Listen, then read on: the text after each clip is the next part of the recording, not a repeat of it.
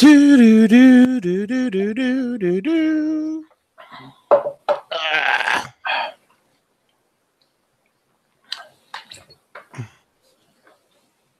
right. Are we ready? Yeah. We get all warmed up. Loosen up for some wrestling here on Masks and Tights. I'm ready. All right. In 3, 2, 1. Oh, yeah! Masks and Tights. First name Masks, last name Tights. Uh-huh. Look at the boots. It's terrible. I never said I could do good impressions. Oh, okay. So basically you're saying that we still need a better intro. Yes. Yeah. All right. We're working on that. I mean, All right. you're not caring for this one, so I'm trying new ones every week till we get it right. No, you are. Keep trying. Keep trying. All right. So we left off last week saying that we were going to be doing. We're not welcoming people to Masks and Tights. You're just John. I am Jon Stugots. Welcome to Masks and Tights. I am just John. He's Jon Stugots. You're saying you don't like my intros. I understand this. We need to work on this. We're just working here. We're trying to figure it out. I mean, we're like the superheroes of pro wrestling. We need to, pro wrestling podcasting. Pro wrestling podcasting. There you go. Yes. So we need to get our masks, get our tights, maybe some capes, get it going. I mean, we have the belts. We have belts, baby. We're all belted up. Yep. In fact, we're gonna go.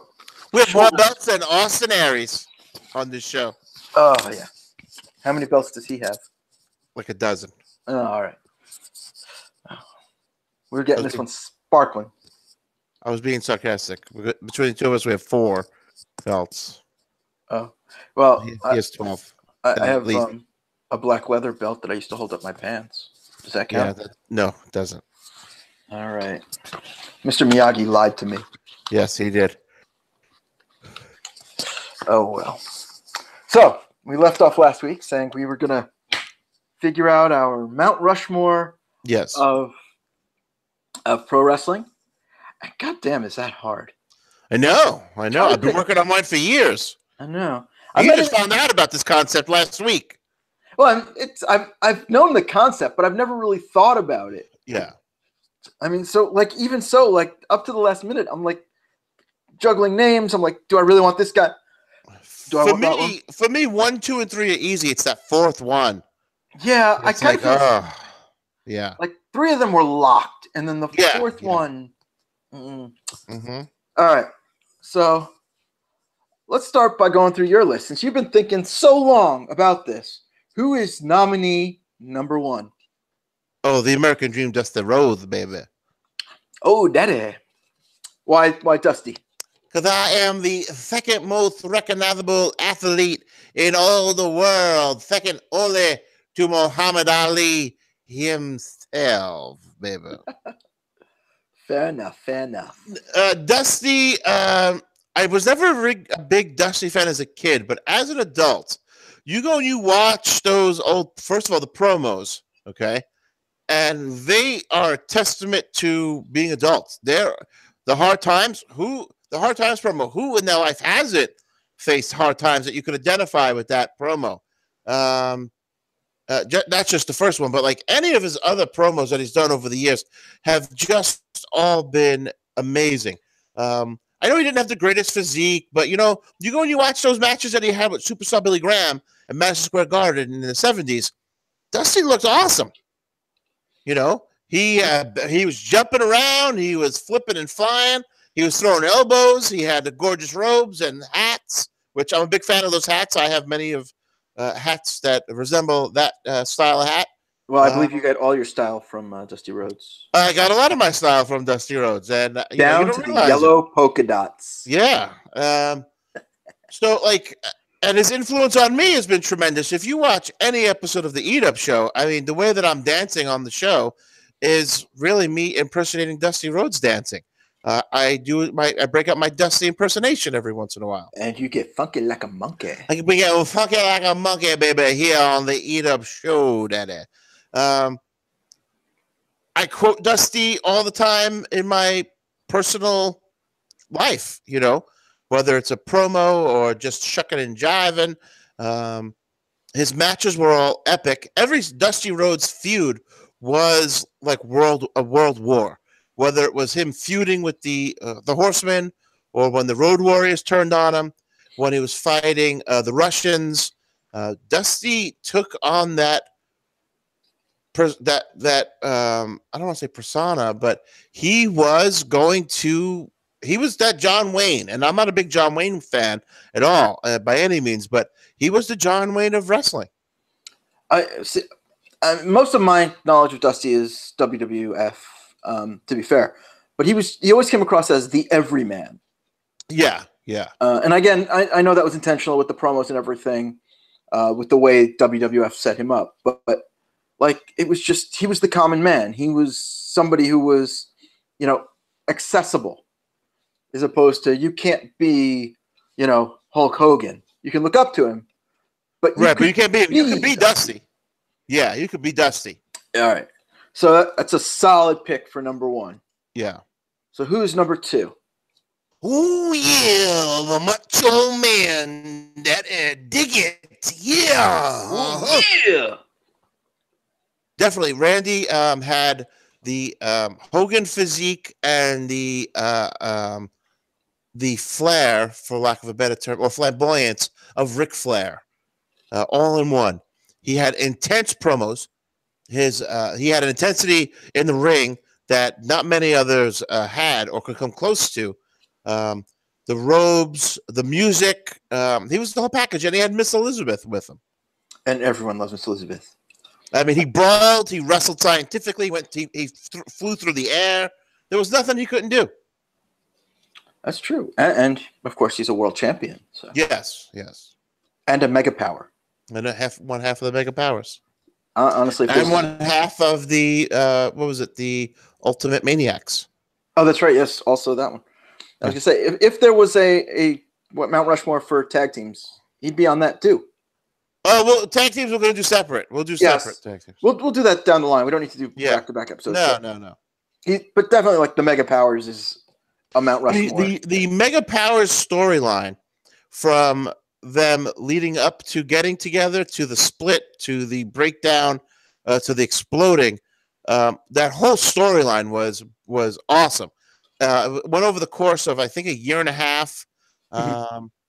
It was so good. I mean, from start to finish. It's like we talked about in Geekadrome today, how planned storytelling like shows. Like, yes, even though it was a year and a half and it was a really long story, you could see like that they planned it from the beginning. Like and the seeds that they planted along the way, and the commitment to it. They could have stopped. They could have went a different direction at any point in time, but that commitment to it, made the biggest difference. Yeah, and it's just like, it was just little things. Like, they've been together for 6 months, a little thing here, a year, a little thing there, and then once they were ready to blow it off over the course of like 2 months or whatever, like, just boom, boom, boom, and they set the fireworks off that they'd been planting. So he was a great storyteller as well, in and out of the ring. His feud with Ric Flair in the WWF, his feud with with Diamond Dallas Page in WCW, all of it was just great stuff. I don't think he's ever been in a bad match. Yeah. All right, so who we got for number 3? The Rock. The most electrifying man in sports entertainment today. The Rock has. I mean, I know he's not the most scientific of wrestlers, but he puts on entertaining matches, entertaining promos. He just has that raw charisma. Yeah, he is electrifying charisma. You can't help but get goosebumps when the Rock's music hits. Oh yeah, and I mean, he's somebody who's proven like he knows what he's doing. He's become one of the biggest stars in the world. Yeah. What was it, like 2 years ago when he Raw was at the Barclays Center, and he was in New York doing some movie business, and he appeared unannounced on Raw, and he had that whole thing with Rusev where they went back and forth. It was just unbelievable. It was a total surprise. It's definitely one of those moments where I marked out. The promo he cut was great that night. And he does that every single time I see him. I am just taken back to the first time I seen him when I was in my 20s. Yeah. So, as we've talked about before, I wasn't watching wrestling then, so I missed it. But I'm going to have to go back and watch it. Dude, it's on YouTube. There's a really good quality one on YouTube. Watch it. The promo is just awesome that he cuts that night. It was really, really good. Awesome. Yeah, I'm going to check that out. But I mean, I openly admit one of my favorite wrestlers is probably Chris Jericho. And the night Chris Jericho appeared for the first time in the WWE. Yeah. It was, him against The Rock, two very charismatic guys. Yep. And the promos they cut on each other over the years have been awesome. Oh, yeah. And not to mention their ring work together has been incredible. Great. So, Rock definitely is up there. My fourth one has always been a problem. A case could be made for Roddy Piper in that slot. A case could be made for Arn Anderson for that slot. And for Arn, it's because he has that. I guess the same thing with Roddy Piper. There's a certain realness that they brought to their matches and their promos that made you believe they were badass. The same for Harley Race, but I think Harley Race and like Bruno Sammartino, they're like in a whole other realm. They're like the Babe Ruth and Mickey Mantles of wrestling, and I think they're in a whole other stratosphere. So I never considered. I wouldn't go that way, but for Arn Anderson, Roddy Piper have always been two that have been. That I've always swapped out in that fourth slot. But currently, that fourth slot for me goes to Chris Jericho. All right, solid choice. Why Jericho? He's still pulling off great matches and angles in 2018. Just 2 nights ago, he showed up again at New Japan's big event, and beat the crap out of Naito. And he came from the stands dressed up, I think, as a woman from the short clips. I haven't been able to see the whole clip. I've only seen like GIFs, and he has like a wig and makeup on. And he looked like a really ugly woman. I had read an article. I didn't see any pictures or video. But the match that he pulled off with Kenny Omega, the promos leading up to that, and at the same time, still doing WWE stuff. He's one of the few guys that can go work anywhere in the world with the blessing of Vince McMahon. And that, to me, just speaks volumes about the impact on the industry that he has. Well, like I said, he's been my favorite wrestler for like 20 years now. I mean, the fact that he's just so agile in the ring. Yeah. He can do the flippy dippy, as you like to call it. Yep. He can brawl. He can wrestle. Yeah. He's a graduate of Stu Hart's Dungeon. Yep. So he could get that grappling done. He's got them Walls of Jericho, Lion. Yep. Lion Tamer. Lion Tamer, thank you. I was blanking what it was called in WCW. And he was the one in ECW when, which interviewer was it? Had to be Joey Styles. He was the only interviewer.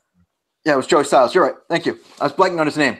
It's okay. Said, watch this guy. He is going to be a world champion. When he won the ECW TV title, that's when Joey Styles said it. He said, This is the first of many titles to come, and it was his first title in America that he won. Yeah. So at that point, he had won titles in Canada and in Japan. Yeah. But do you know exactly what I'm referring to? Yeah. Even then they were saying, like, this guy's going to be huge. Yes. Just watch him.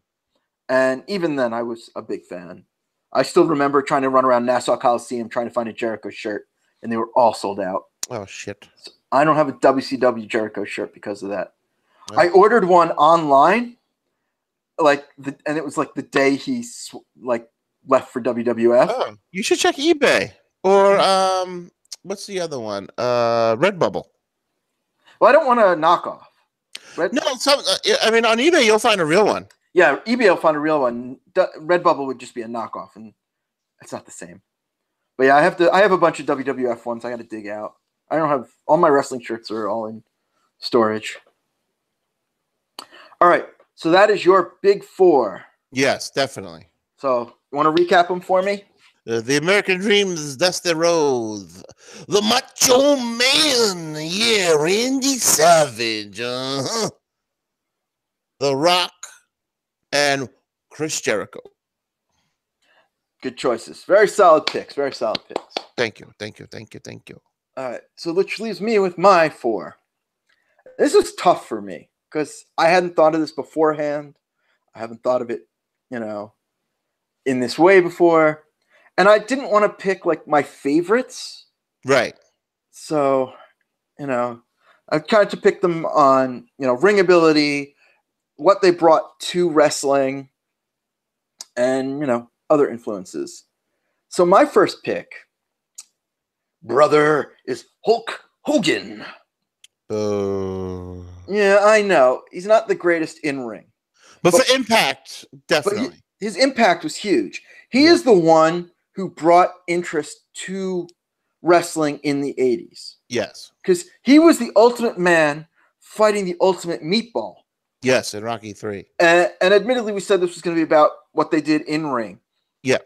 But, that brought so much attention to wrestling. Oh, yeah.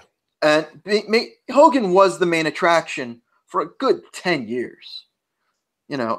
Every match, everything had to end with Hogan must pose. Yeah, no matter what, even if he wasn't in the main event, he came out and he posed.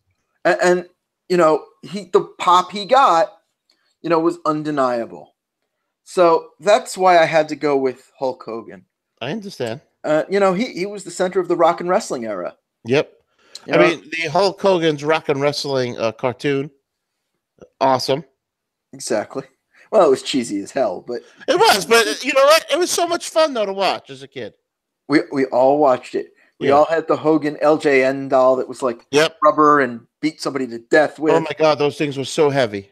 They were, but like the one that everybody had was Hogan. And then people might have had others as well. Oh, I have a lot of them. I don't doubt it. I still have a lot of them in a box someplace. Yeah, I don't know what happened to mine. They're in a box probably somewhere in my parents' basement. So that's why, just because of his sheer impact, all right, his ring ability, he wasn't the greatest. And, whatever politics might have happened backstage with Hogan, I can't really quantify it in this way because it doesn't impact his impact on wrestling. Right. No, definitely not. And he is known. I mean, some guys have said he's elevated them, and so Bruce. Oh, Pritchard, he did. We wouldn't know about guys like the Big Boss Man, for example. If it wasn't for the fact that he had a Hogan to work against. Yeah, I mean, if you got Hogan's good side, he helped get you to the moon. Yeah, I mean, even in WCW, he got Honky Tonk Man a job because they were friends. I mean, in the late 90s, the Honky Tonk Man gimmick, deader than fucking dead, deader than Disco.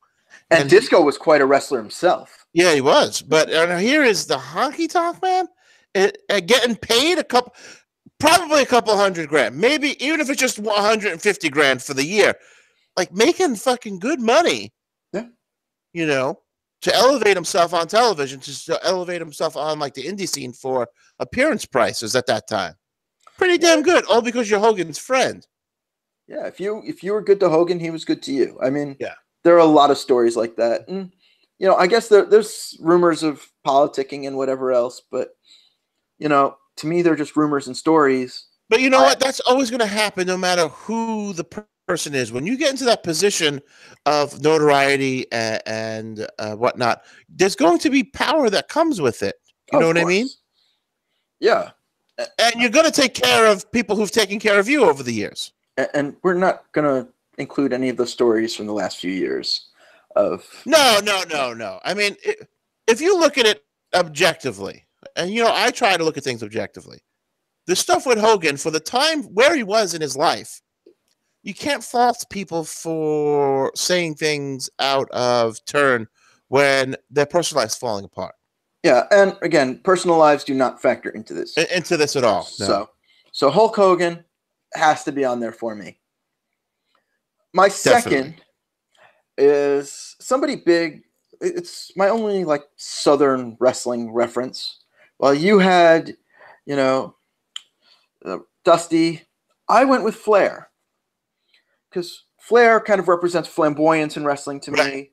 Growing up, I was a huge Flair and Horseman fan. I was. It's just over the years, Flair has like just worn me down with the constant self-promotion and I don't know, like grabbing, like just trying to grab on to something. I think it's because he's not who he used to be and still wants to be part of the show. Yeah. And, not everybody can run away with the circus. Sometimes you kind of have to leave. Yeah, yeah. But in his prime, and even, like, for, 30, 40 years, the man was a main event. Like, yes. You heard his music hit, the crowd went wild, Thus Spake Zarathustra. Dun, and he made so many guys. Dun, dun. And yeah, he was just the consummate ring performer. You watch like him versus Steamboat in those 3-4 matches. Yeah. You watch Royal Rumble '92. Flair could tear down. Oh, he tore down the house. Definitely. Yes. Like you put him with the right person, boom. Like, and anybody with half decent, like he could carry them. All he's got to do is be able to, keep up. And there's so many. And then if they could not just keep up, but excel. Yep, that's even better. Dude, those matches are off the hook. Yep. And again, he's somebody who, ran 70s, 80s, 90s, into the 2000s. Not so much current day with his health and everything, but he's out there even supporting his daughter. So he'll make appearances. So the fact that the man personifies Southern wrestling to me, is why he belongs on there for me. So my third is somebody who ushered an entire era of wrestling in. While you went with The Rock, I went with Stone Cold. Oh, nice. Okay. The flip side of it. The flip side. I mean, really, the two of them were the biggest stars of the 90s. Yeah. But Steve Austin created the Attitude Era.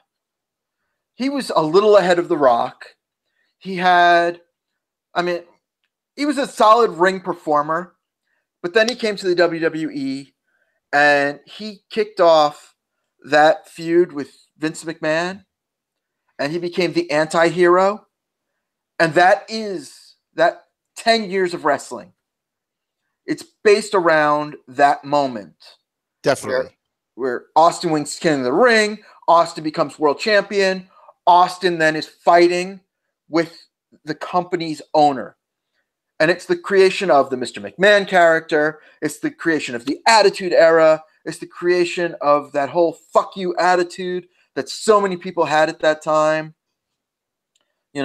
Even like Shawn Michaels, his whole gimmick with DX, all of that spawns from Austin.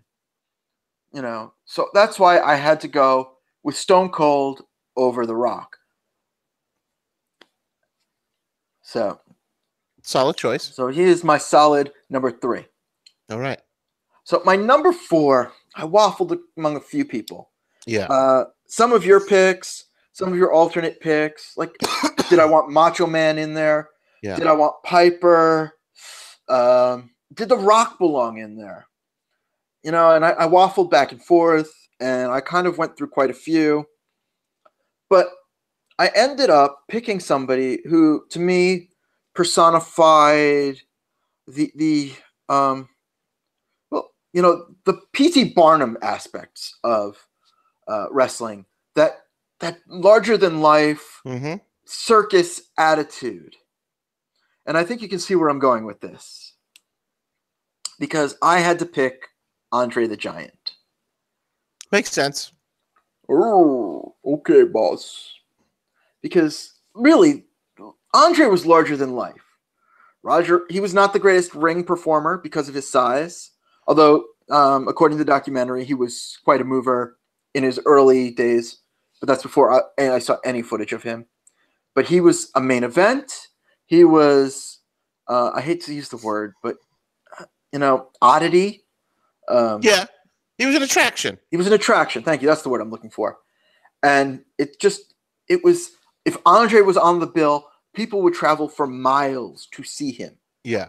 And I think that that's also still a big part of wrestling, that attraction mentality. But nobody personified it in the way before or after like Andre.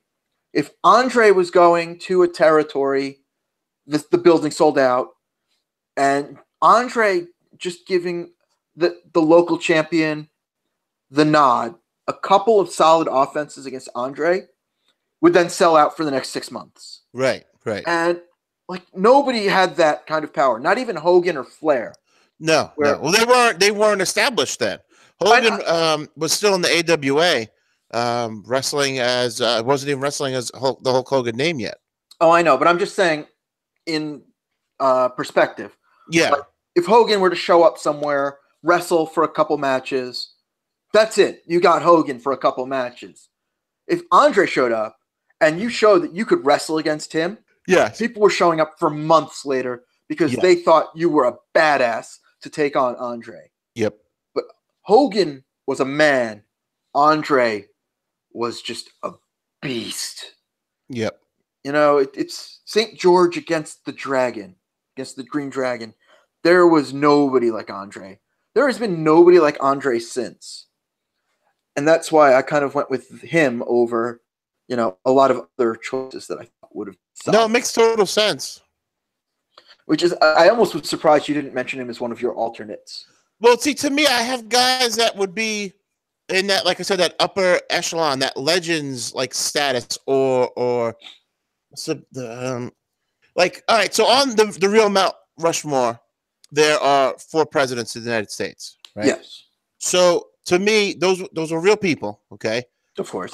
Above that, though, would be like, if you just look at like, all right, who would be above these legendary, 4 men? Well, gods would be above these men, and that, guys like Bruno and Harley Race and Andre the Giant, they would be above them. They're for me, they're in a whole other class.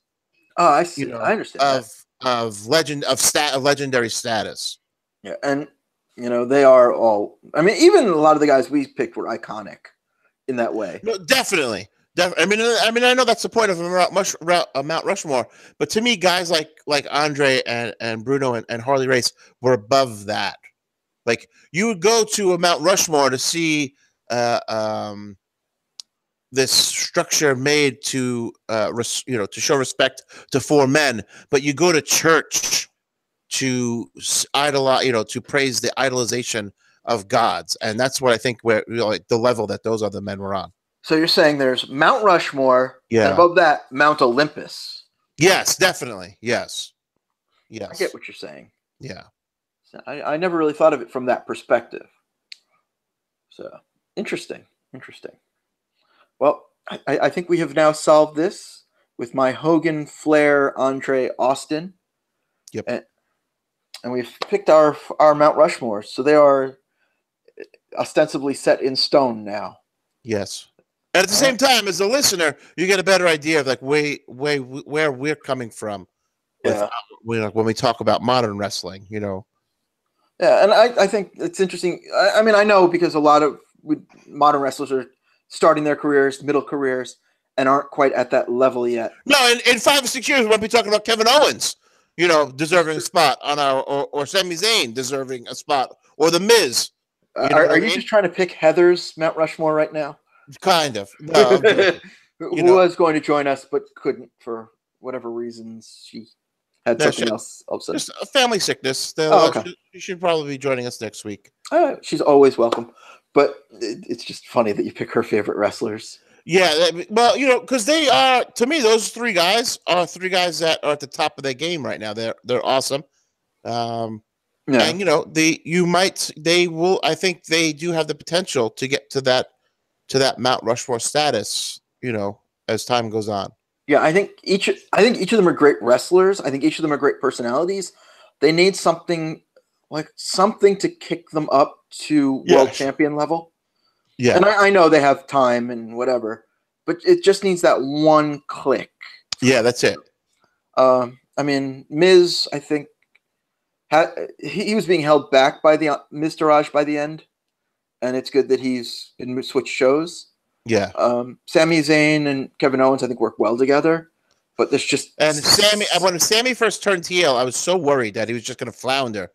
And man, he's just owning it and just doing so well with it that you get happy, because I followed his career from the El Generico days in Ring of Honor, and it's like, wow, to see him now, it's great to see him be successful. Yeah, and I mean, I'm loving all of them, but both of them just are missing that one little click. Yeah, they are missing that Austin 316 promo to get them to that next level. I mean, you watch Kevin Owens with the Jericho Friendship Festival, and it's almost there.